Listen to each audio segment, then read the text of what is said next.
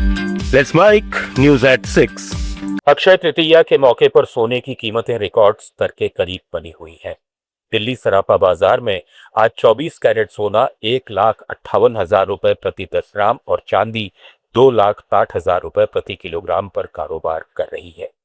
ऊंची कीमतों के कारण सोने की बिक्री में गिरावट आई है, लेकिन कुल व्यापार मूल्य पिछले साल के 16,000 करोड़ से बढ़कर इस बार 20,000 करोड़ रुपए को पार करने का अनुमान है। बाजार विश्लेषकों के अनुसार निवेशक अब sovereign gold bond, gold ETF और डिजिटल गोल्ड जैसे विकल्पों की ओर रुख कर रहे हैं। पश्चिम एशिया में चल रहे तनाव का सीधा असर भारत की एलपीजी आपूर्ति पर पड़ा है। मार्च में देश में एलपीजी की खपत 13% घटकर 79,000 टन रह गई, जबकि पिछले साल इसी महीने ये 27,29,000 टन थी। भारत अपनी कुल एलपीजी जरूरत का करीब 60% आयात करता है, जिसमें बड़ा हिस्सा स्ट्रेट ऑफ होर्मुज के रास्ते आता है। सप्लाई बाधित होने से सऊदी अरब और यूएई जैसी प्रमुख आपूर्तिकर्ता कंपनियों से प्राप्ति प्रभावित हुई, जिसके चलते गैर घरेलू और बल्क उपयोग में भारी गिरावट दर्ज की गई। गैर घरेलू खपत लगभग 48 और बल्क बिक्री 75% से ज्यादा घटी है। सरकार ने घरेलू उपभोक्ताओं की आपूर्ति को प्राथमिकता देते हुए रिफाइनरियों को निर्देश दिए, जिससे घरेलू उत्पादन बढ़ा, लेकिन कुल मिलाकर ऊर्जा सुरक्षा की चुनौती बनी हुई है। भारत का बैंकिंग सेक्टर मजबूत स्थिति में है और आगे भी तेज क्रेडिट ग्रोथ की उम्मीद बनी हुई है। फिक्की और इंडियन बैंक एसोसिएशन के ताजा सर्वे में बेहतर एसेट क्वालिटी, मजबूत पूंजी आधार और खासतौर पर रिटेल और एमएसएमई सेगमेंट में बढ़ती कर्ज की मांग इस मजबूती का मुख्य कारण बताया गया है।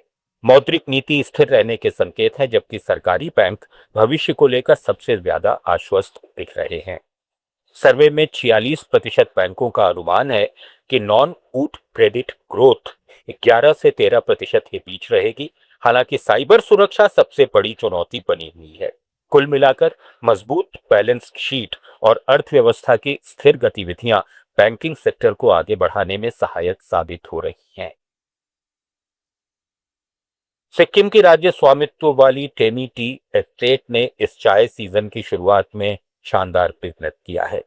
पहली फ्लश ऑर्गेनिक चाय की नीलामी में रिकॉर्ड 27,000 रुपए प्रति किलो का भाव मिला है, जो बाजार की तेज मांग, सख्ती से सिर्फ कली दो पत्ती चुनने की प्रक्रिया और एलपीजी आधारित बेहतर प्रोसेसिंग का नतीजा है। इससे एस्टेट की आय में खासी बढ़ोतरी की उम्मीद है, क्योंकि उसने इस सीजन में 1 लाख किलो उत्पादन का लक्ष्य रखा है।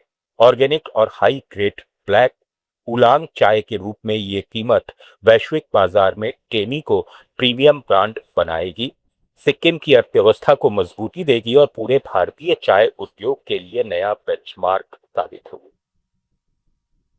कर्नाटक में शराब अब महंगी होने वाली है।